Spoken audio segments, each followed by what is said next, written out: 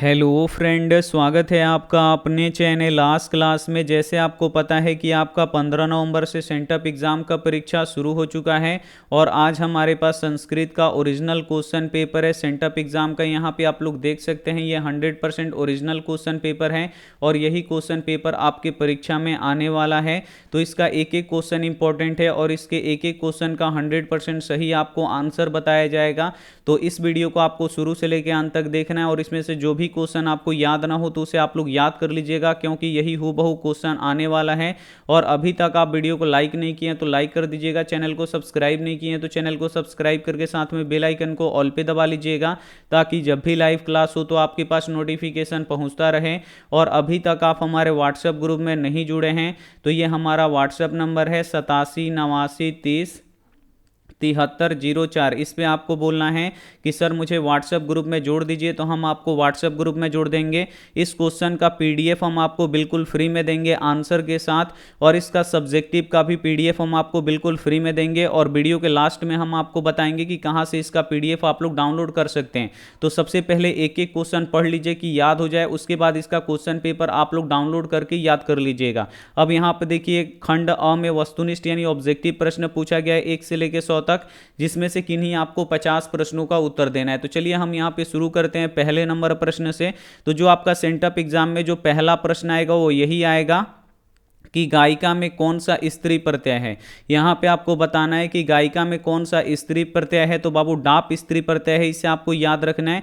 यहाँ पे ए वाला आंसर बिल्कुल ही सही हो जाएगा। जो भी क्वेश्चन आपको याद ना हो तो उसे आप लोग याद कर लीजिएगा। 2 नंबर क्वेश्चन देखिए कि एक जोड़ दा से कौन सा अवयव बनेगा। यहाँ पे आपको बताना है कि एक जोड़ दा से कौन सा अवयव बनेगा, तो एकदा बनेगा। यहाँ पे ए वाला आंसर बिल्कुल ही सही हो जाएगा। बहुत ही महत्वपूर्ण क्वेश्चन है और यही सब क्वेश्चन आएगा। अब यहाँ पे देखिए 3 नंबर क्वेश्चन है कि हन जोड़ ल्यूट से कौन सा पद बनता है। यहाँ पे आपको बताना है कि हन जोड़ ल्यूट से कौन सा पद बना है। तो कौन सा बाबू पद बना है हन जोड़ ल्यूट से, तो हननम बना है, इसे आपको याद रखना है।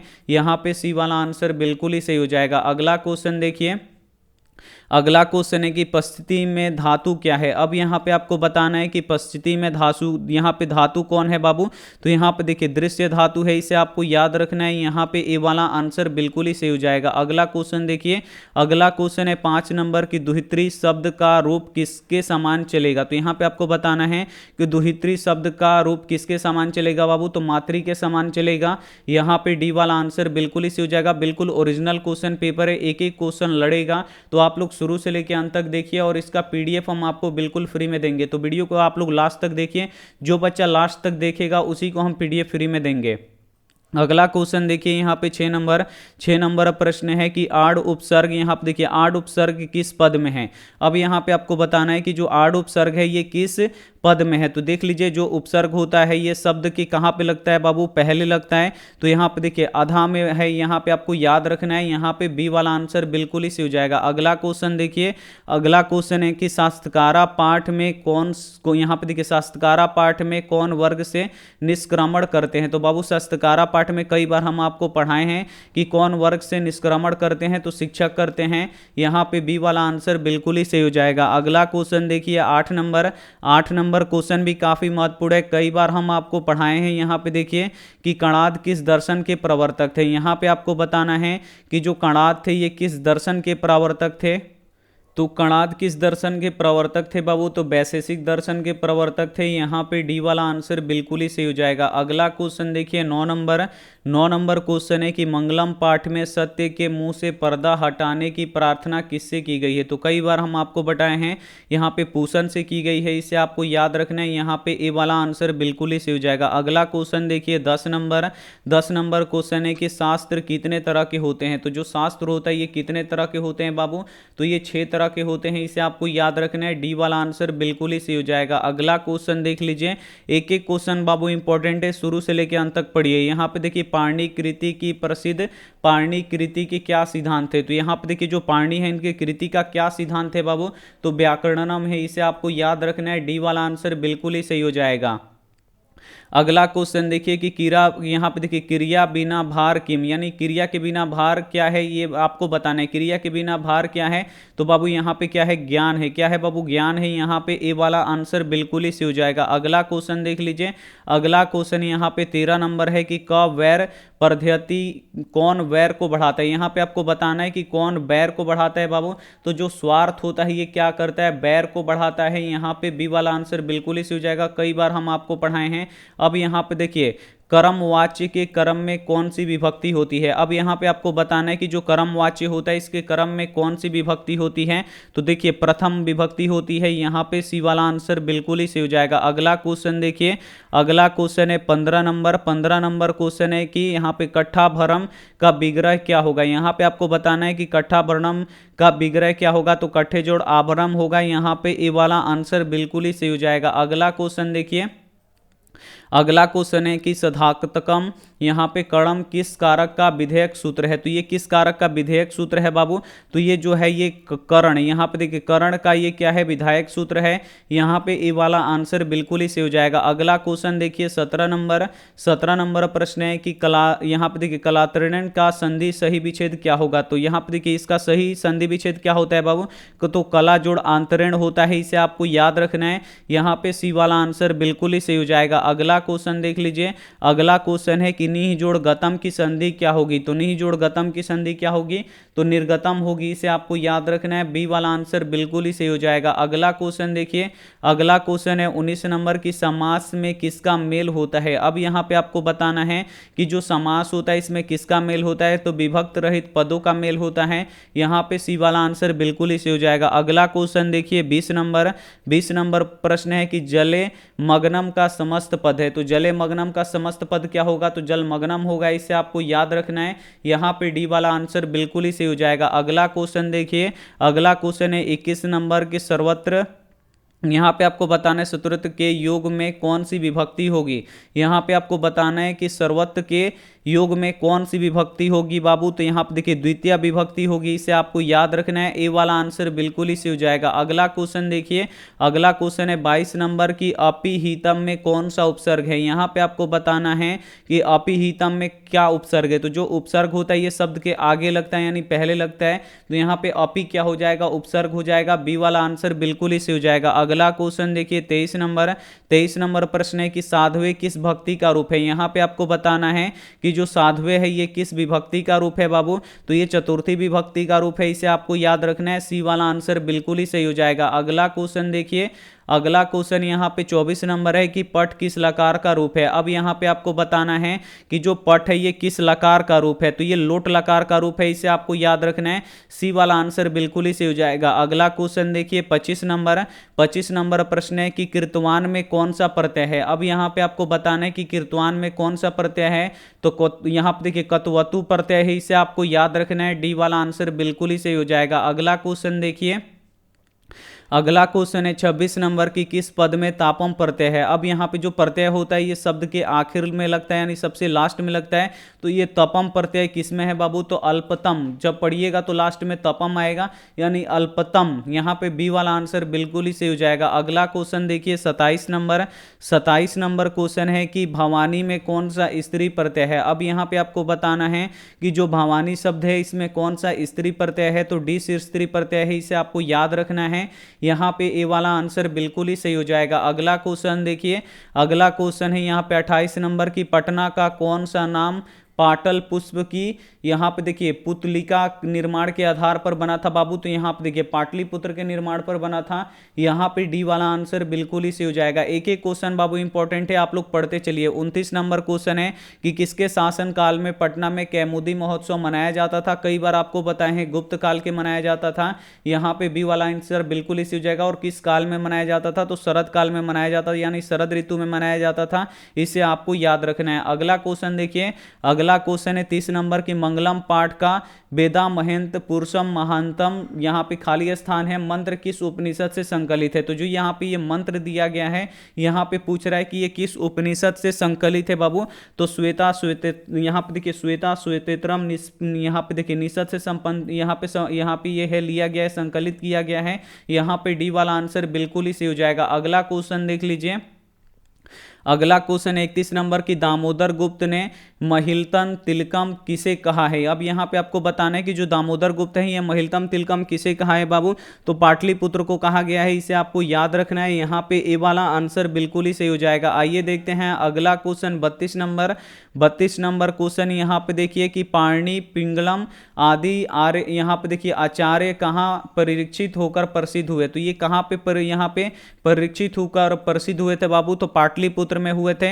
यहाँ पे सी वाला आंसर बिल्कुल ही सही हो जाएगा। अगला क्वेश्चन देखिए 33 नंबर प्रश्न है कि मध्य काल में पटना कितना साल पुराना हो गया था। तो जो मध्य साल में जो पटना है ये कितना पुराना हो गया था बाबू, तो ये मध्य साल में कितना पुराना हो गया था, तो 1000 वर्ष पुराना हो गया था। यहाँ पे ए वाला आंसर बिल्कुल ही सही हो जाएगा। अगला क्वेश्चन देखिए 34 नंबर कि मंगलम पाठ में कैसी मंत्रों का संकलन है। अब यहाँ पे आपको बताना है जो मंगलम पाठ है इसमें कितने मंत्र हैं, 5 मंत्र हैं। अब यहाँ पे आपको बताना है कि जो मंगलम पाठ है इसमें कैसे मंत्र हैं, तो बाबू पदात्मक मंत्र हैं, इसे आपको याद रखना है। यहाँ पे ए वाला आंसर बिल्कुल ही सही हो जाएगा। अगला क्वेश्चन देखिए 35 नंबर की, एशिया महादेश का सबसे लंबा पुल है। अब यहाँ पे आपको बताना है कि एशिया महादेश का सबसे लंबा पुल कौन सा है, तो बाबू गांधी सेतु है, इसे आपको याद रखना है। बी वाला आंसर बिल्कुल ही सही हो जाएगा। अगला क्वेश्चन देखिए 36 नंबर प्रश्न है कि किन्हें, यहाँ पे देखिए किन्होंने आलसियों को बाहर निकाला। अब यहाँ पे देखिए जब आलासाला में आग लग गया तो आलसी लोग वहीं पे सोए रहे, तो उन आलसी लोगों को किसने बाहर निकाला, तो बाबू नियोगी पुरुषों ने बाहर निकाला। कैसे बाहर निकाला, तो केस पकड़ के बाहर निकाला। यहाँ पे ए वाला आंसर बिल्कुल ही सही हो जाएगा। अगला क्वेश्चन देखिए, अगला क्वेश्चन है 37 नंबर की, आलसशाला में लगी आग की लपटे को देखकर, यहाँ पे आग की लपटों को बढ़ते हुए देखकर धूर्त क्यों भाग गए। तो धूर्त क्यों भाग गए थे बाबू, तो अपनी जान बचाने के लिए भाग गए थे। यहाँ पे बी वाला आंसर बिल्कुल ही सही हो जाएगा। अगला क्वेश्चन देखिए, अगला क्वेश्चन है 38 नंबर की, स्त्रियों की गति है। अब यहाँ पे बताना है कि स्त्रियों की गति कौन है बाबू, तो स्त्रियों की जो गति है ये पति है, इसे आपको याद रखना है। सी वाला आंसर बिल्कुल ही सही हो जाएगा। अगला क्वेश्चन देखिए, अगला क्वेश्चन है 39 नंबर की, निरोहो यानी निर्गतियों में सर्वाधिक निरहित किसे माना गया है। तो किसे माना गया है बाबू, आलसियों को माना गया है। यहाँ पे सी वाला आंसर बिल्कुल ही सही हो जाएगा। अगला क्वेश्चन देखिए 40 नंबर क्वेश्चन है कि योति शब्द, योति जो पद है इसमें कौन सा स्त्री प्रत्यय है। अब यहाँ पे आपको बताना है कि जो योति पद है इसमें कौन सा प्रत्यय है बाबू, तो डिस प्रत्यय है, इसे आपको याद रखना है। यहाँ पे सी वाला आंसर बिल्कुल ही सही हो जाएगा। अगला क्वेश्चन देखिए, अगला क्वेश्चन 41 नंबर की, मानव जोड़, यहाँ पे त्वा में कौन सा पद बनेगा। अब यहाँ पे आपको बताना है कि मानव जोड़ त्वा में कौन सा पद बनेगा, काफी महत्वपूर्ण क्वेश्चन है ये। तो कौन सा बनेगा बाबू, मानत्वम बनेगा, इसे आपको याद रखना है। यहाँ पे क्या हो जाएगा, डी वाला आंसर बिल्कुल ही सही हो जाएगा। अगला क्वेश्चन देखिए 42 नंबर की, कौन सा पद मुतुप प्रत्यय से बना है। अब यहाँ पे आपको बताना है कि कौन सा पद है जो मुतुप प्रत्यय से बना है इसमें से। तो यहाँ पे देखिए 42 का जो आपका राइट आंसर हो जाएगा ये शक्तिमान, यही बना है मुतुप प्रत्यय से, यानी यहाँ पे ए वाला आंसर बिल्कुल ही सही हो जाएगा। अगला क्वेश्चन देखिए यहाँ पे 43 नंबर की, आ जोड़ गम जोड़, यहाँ पे लेप से कौन सा पद बनेगा बाबू, तो आगमन बनेगा, इसे आपको याद रखना है। यहाँ पे ए वाला आंसर बिल्कुल ही सही हो जाएगा। अगला क्वेश्चन देख लीजिए, अगला क्वेश्चन है 44 नंबर की, जिस धातु के लोट लकार का प्रथम पुरुषवाचक का रूप क्या होगा। अब यहाँ पे आपको बताना है कि यहाँ पे देखिए जी, यहाँ पे जी बोला गया है, जी धातु के लोट लकार का प्रथम पुरुषवाचक का रूप क्या होगा बाबू, तो इसका राइट आंसर हो जाएगा जयतु। यहाँ पे जयतु होगा, डी वाला आंसर यहाँ पे बिल्कुल ही सही हो जाएगा। अगला क्वेश्चन देखिए यहाँ पे, अहम पद का मूल रूप क्या है, तो अहम पद का मूल रूप क्या है बाबू, तो अस्मद है, इसे आपको याद रखना है। यहाँ पे ए वाला आंसर बिल्कुल ही सही हो जाएगा। अगला क्वेश्चन देख लीजिए, अगला क्वेश्चन यहाँ पे 46 नंबर क्वेश्चन है कि किस पद में उत उपसर्ग नहीं है। अब यहाँ पे आपको बताना है कि किस पद में उद उपसर्ग नहीं है बाबू, तो किस में नहीं है, तो यहाँ पे 46 का आपका राइट आंसर हो जाएगा सी, उपयुक्त में है, नहीं है, यहाँ पे सी वाला आंसर बिल्कुल ही सही हो जाएगा। अगला क्वेश्चन देखिए 47 नंबर प्रश्न है कि प्रतिपदिक शब्दों में कौन सी विभक्ति होती है। तो पति, यहाँ पे देखिए पदी पदिक शब्दों में कौन सी विभक्ति होती है, तो प्रथम विभक्ति होती है, इसे आपको याद रखना है। यहाँ पे बी वाला आंसर बिल्कुल ही सही हो जाएगा। अगला क्वेश्चन देख लीजिए, अगला क्वेश्चन है 48 नंबर की, दुग्धा यहाँ पे नवीनतम जयते वाक्य को दुग्धा पद में पंचमी विभक्ति किस सूत्र से, यहाँ पे किस सूत्र से हुई है, विभक्ति किस सूत्र से हुई है यहाँ पे आपको बताना है।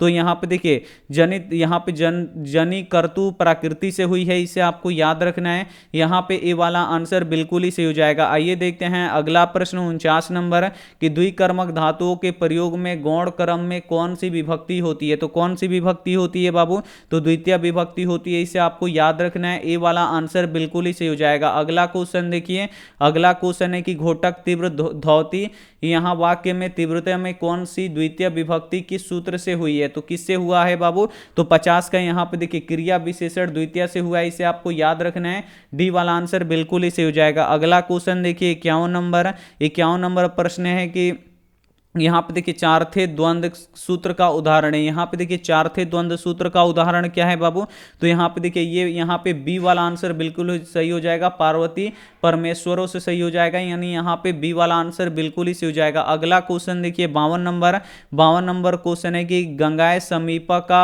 समस्त पद क्या होगा। तो यहाँ पे आपको बताना है कि गंगाए समीपम का समस्त पद क्या होगा बाबू, तो इसका राइट आंसर हो जाएगा गंगा तीरम, यानी गंगा के किनारे, यानी यहाँ पे बी वाला आंसर बिल्कुल ही सही हो जाएगा। अगला क्वेश्चन देखिए 53 नंबर कि किस पद में व्यंजन संधि है। अब यहाँ पे आपको बताना है कि किस शब्द में व्यंजन संधि है, तो दिगंबर में है, इसे आपको याद रखना है। सी वाला आंसर यहाँ पे बिल्कुल ही सही हो जाएगा। अगला क्वेश्चन देखिए 54 नंबर प्रश्न है कि नयनम में कौन सी संधि है। अब यहाँ पे आपको बताना है कि जो नयनम शब्द है इसमें कौन सी संधि है। तो नयनम शब्द में बाबू कौन सी संधि है, तो स्वर संधि है, इसे आपको याद रखना है। ए वाला आंसर बिल्कुल ही सही हो जाएगा। अगला क्वेश्चन देखिए 55 नंबर कि सदैव किन किन वर्णों की संधि हुई है। अब यहाँ पे आपको बताना है कि जो सदैव शब्द है इसमें किन किन वर्णों की संधि हुई है, ये आपको बताना है। तो आ जोड़ ए की संधि हुई है, इसे आपको याद रखना है।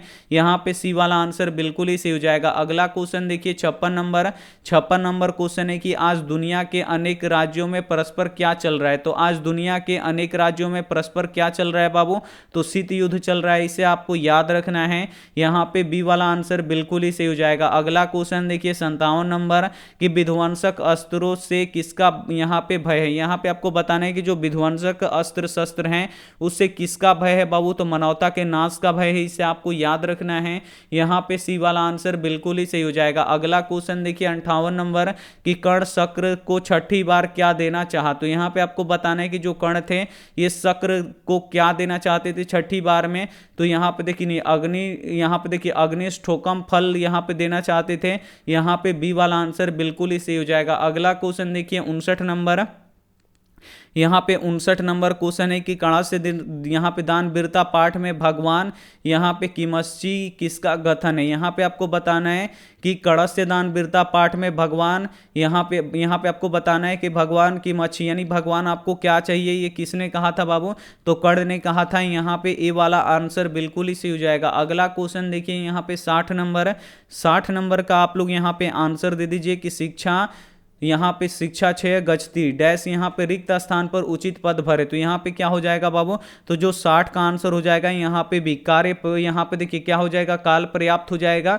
यानी यहाँ पे बी वाला आंसर बिल्कुल ही सही हो जाएगा। अगला क्वेश्चन देखिए किसने कर्ण से उसका कवच और कुंडल छल पूर्वक दान में ले लिया। तो कौन लिया था बाबू, तो शक्र लिया था, इसे आपको याद रखना है। यहाँ पे सी वाला आंसर बिल्कुल ही सही हो जाएगा। अगला क्वेश्चन देखिए यहाँ पे 62 नंबर क्वेश्चन है कि व्याघ्रपति कथा में किसके दुष्परिणाम का वर्णन है। तो व्याघ्रपति कथा पाठ में किसके दुष्परिणाम का यहाँ पे वर्णित है बाबू, तो लोभ का है। यहाँ पे डी वाला आंसर बिल्कुल ही सही हो जाएगा। अगला क्वेश्चन है 63 नंबर की व्याघ्रपति कथा पाठ में यहाँ पे बाघ पथिक को कहाँ मिला। तो जो बाघ था ये पथिक को कहाँ मिला था बाबू, तो ये तालाब के किनारे मिला था, इसे आपको याद रखना है। यहाँ पे ए वाला आंसर बिल्कुल ही सही हो जाएगा। अगला क्वेश्चन देखिए, अगला क्वेश्चन है 64 नंबर की अनिष्ट के माध्यम से प्राप्त इष्ट का फल कैसा होता है। यहाँ पे आपको बताना है कि अनिष्ट के माध्यम से प्राप्त इष्ट का फल कैसा होता है, अशुभ होता है। यहाँ पे बी वाला आंसर बिल्कुल ही सही हो जाएगा। अगला क्वेश्चन देखिए, अगला क्वेश्चन है कि भाग्य नैतस्य भवती किसका कथन है। तो तो ये किसका कथन है बाबू? तो यहाँ पे देखिए जो ये कथन था ये पथिक का कथन है कि भाग्य से ही ऐसे मिलता है, यहाँ पे संभव, भाग्य से ही ऐसे संभव होता है। तो यहाँ पे सी वाला आंसर बिल्कुल ही सही हो जाएगा। अगला क्वेश्चन देखिए, अगला क्वेश्चन है 66 नंबर की मंदाकिनी वर्णम पाठ में यहाँ पे विचित्र पुलिन किसका विशेषण है? तो किसका विशेषण है बाबू यहाँ पे? तो यहाँ पे देखिए इसका किसका विशेषण है? तो मंदाकिनी नदी का ये विशेषण है। यहाँ पे डी वाला आंसर बिल्कुल ही सही हो जाएगा। अगला क्वेश्चन देखिए 67 नंबर कि मंदाकिनी वर्णम पाठ कहाँ से लिया गया है? तो रामायण से लिया गया, लेकिन रामायण तो इसमें नहीं है, लेकिन जो मंदाकिनी वर्णम पाठ है ये रघुवंशम में भी वर्णित है इसका। तो यहाँ पे सी वाला आंसर बिल्कुल ही सही हो जाएगा। अगला क्वेश्चन देखिए 68 नंबर प्रश्न है कि किस काल में अनेक कुरीतियां भारतीय समाज में दूषित कर रही थी? अब यहाँ पे आपको बताना है कि किस काल में अनेक कुरीतियां भारतीय समाज को दूषित कर रही थी बाबू? तो मध्य काल में दूषित कर रही थी। यहाँ पे बी वाला आंसर बिल्कुल ही सही हो जाएगा। अगला क्वेश्चन देखिए, अगला क्वेश्चन है 69 नंबर की किस शिक्षा से मूल शंकर का अध्ययन प्रारंभ हुआ? मूल शंकर कौन थे?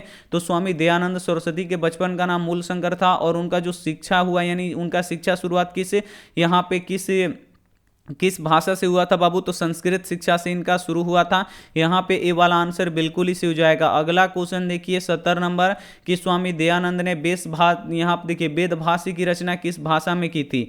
तो किस भाषा में किया था बाबू? ये संस्कृत हिंदी दोनों में किया था, इसे आपको याद रखना है। यहाँ पे बी वाला आंसर बिल्कुल ही सही हो जाएगा। अगला क्वेश्चन देखिए, अगला क्वेश्चन 71 नंबर की स्वामी दयानंद ने आर्य समाज की स्थापना कहाँ पे किए थे? तो बंबई नगर में किए थे। और कब किए थे? तो 1875 ईस्वी में किए थे। तो इसे भी साथ में आपको याद रखना है। अगला क्वेश्चन देखिए, स्वसुर का स्त्रीलिंग यहाँ पे रूप क्या होगा? अब यहाँ पे आपको बताना है कि स्वसुर का स्त्रीलिंग रूप क्या होगा? तो बाबू इसका स्त्रीलिंग रूप क्या हो जाएगा? तो यहाँ पे देखिए स्वसु हो जाएगा, इसे आपको याद रखना है। यहाँ पे ए वाला आंसर बिल्कुल ही सही हो जाएगा। अगला क्वेश्चन देखिए 73 नंबर कि सर्वत्र में कौन सा प्रत्यय है? अब यहाँ पे आपको बताना है कि जो सर्वत्र है इसमें कौन सा प्रत्यय है? तो बाबू इसमें कौन सा प्रत्यय है? तो तल प्रत्यय है, इसे आपको याद रखना है। यहाँ पे सी वाला आंसर बिल्कुल ही सही हो जाएगा। अगला क्वेश्चन देखिए 74 नंबर कि सत्री प्रत्यय में कौन सा पद बनता है? अब यहाँ पे आपको बताना है कि सत्री प्रत्यय से कौन सा पद बनता है, तो जल्दी से इसका आप लोग आंसर बता दीजिए।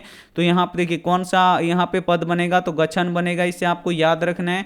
ए वाला आंसर बिल्कुल ही सही हो जाएगा। अगला क्वेश्चन देखिए 75 नंबर प्रश्न है कि पिता किस शब्द का रूप है? अब यहाँ पे आपको बताना है कि जो पिता है ये किसका रूप है बाबू? तो ये पितु का रूप है, इसे आपको याद रखना है। यहाँ पे सी वाला आंसर बिल्कुल ही सही हो जाएगा। अगला क्वेश्चन देखिए 76 नंबर कि पुलित आक्रांत शब्द निम्नलिखित में से कौन सा है? तो अब यहाँ पे आपको बताना है कि यहाँ पे पुलिंग आक्रांत शब्द किस शब्द का है बाबू? तो ये देखिए ये किस शब्द का है? तो ये विशाप शब्द का है, इसे आपको याद रखना है। सी वाला आंसर बिल्कुल ही सही हो जाएगा। अगला क्वेश्चन देख लीजिए, अगला क्वेश्चन यहाँ पे देखिए वर्ण यानी रोकना अर्थ वाले धातु के प्रयोग में इच्छित वस्तु के प्रयुक्त कारक है। तो यहाँ पे बाबू इसका कारक क्या हो जाएगा?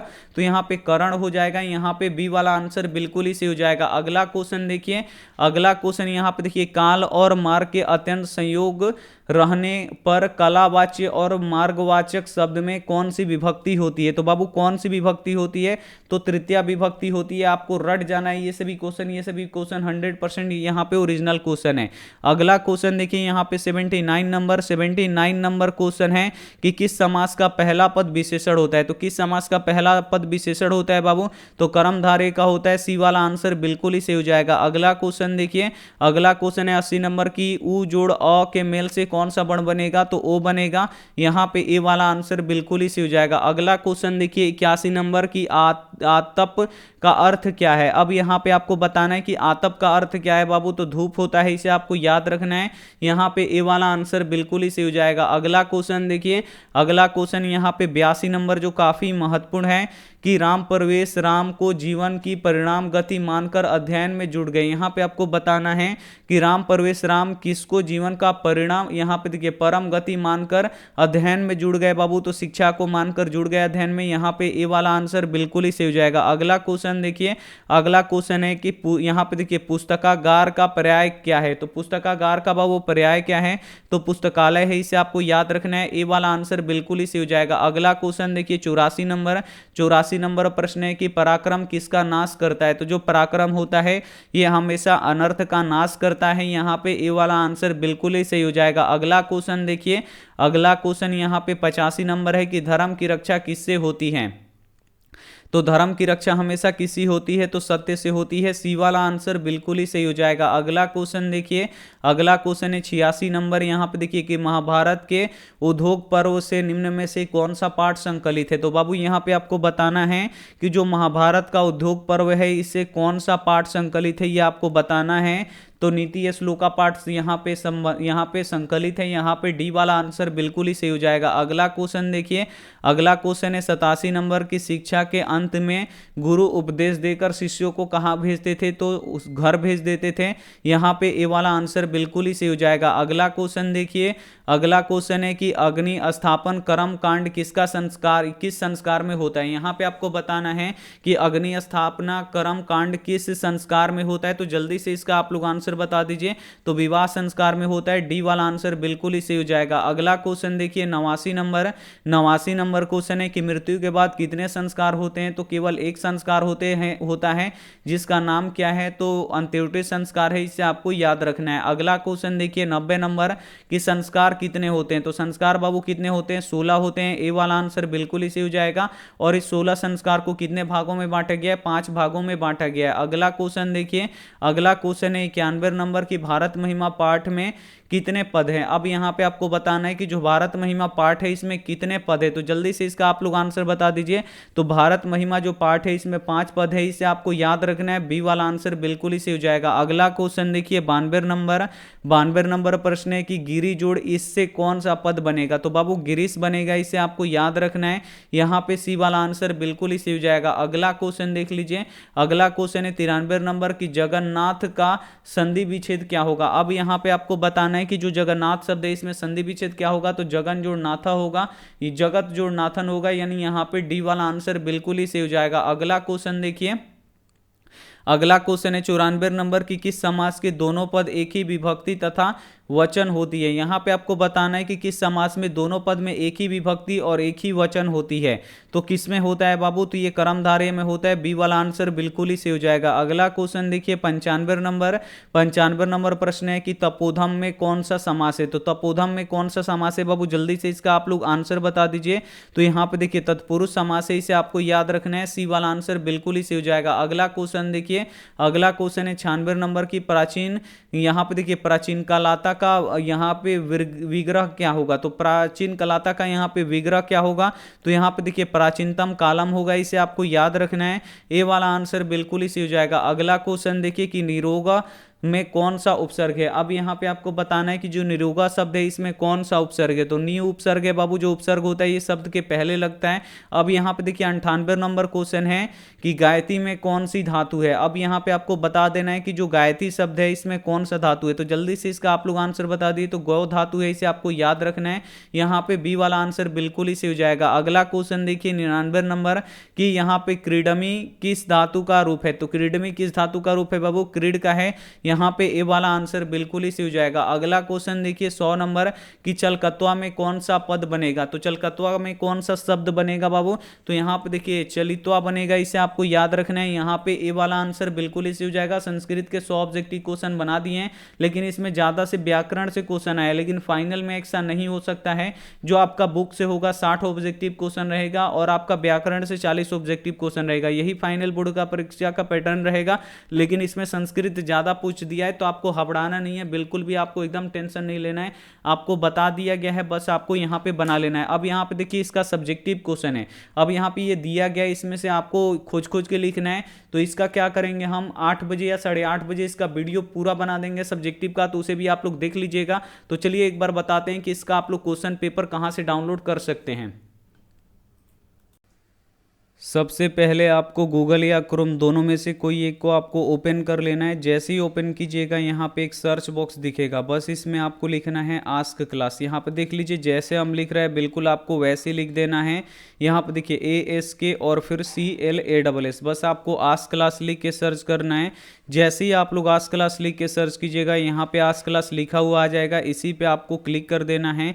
जैसे ही क्लिक कीजिएगा यहाँ पे देखिए ओरिजिनल पेपर संस्कृत मात्र एक क्लिक में डाउनलोड कीजिए। यहाँ से भी आप लोग डाउनलोड कर सकते हैं। अगर ये यहाँ पे नहीं दिखता है तो आपको वेबसाइट में सबसे नीचे आना है। यहाँ पे आप लोग देख सकते हैं 10th class Sanskrit sent up exam 2023 question paper download. तो यहाँ से भी आप लोग क्लिक करके डाउनलोड कर सकते हैं, यहाँ से भी आप लोग क्लिक करके डाउनलोड कर सकते हैं। तो इस पर हम क्या करेंगे, क्लिक कर देंगे। तो जैसे ही क्लिक करेंगे ये पोस्ट ओपन हो जाएगा। अब आपको नीचे आना है, यहाँ पे एक एक जानकारी दिया गया है, अगर आप लोग पढ़ना चाहते हैं तो पढ़ लीजिएगा। यहाँ पे देखिए ऑब्जेक्टिव भी यहाँ पे दिया गया है, तो ऑब्जेक्टिव यहाँ पे एक से लेके 100 तक दे दिया गया है। बस आपको इसमें क्या करना है, पढ़ लेना है, याद कर लेना है। उसके बाद देखिए Sanskrit question paper sent up exam, अगर क्वेश्चन पेपर डाउनलोड करना है तो इस लिंक पे आपको क्लिक कर देना है। जैसे ही क्लिक कीजिएगा ये क्वेश्चन पेपर यहाँ पे डाउनलोड होना है। यहाँ पे देखिए ये क्वेश्चन पेपर आ गया। अगर इसे आपको डाउनलोड करना है तो डाउनलोड वाला यहाँ पे बटन दिया गया है, इसे आपको क्या करना है, डाउनलोड कर लेना है। तो यहाँ से आप लोग डाउनलोड कर लीजिएगा। सब्जेक्टिव अगर आपको चाहिए तो सब्जेक्टिव के लिए आपको यहाँ पे जो ये लिंक दिया गया है इस पर आपको लोग क्लिक करके सब्जेक्टिव भी डाउनलोड कर सकते हैं। तो जल्दी से आइए आप लोग वेबसाइट पर इसका क्वेश्चन पेपर और ऑब्जेक्टिव क्वेश्चन का आंसर डाउनलोड कीजिए, सब्जेक्टिव का डाउनलोड कीजिए। थैंक यू फॉर वॉचिंग, मिलते हैं अगली क्लास में। तब तक अपना ध्यान रखिए, मन लगा के पढ़ाई कीजिए। Take care and bye.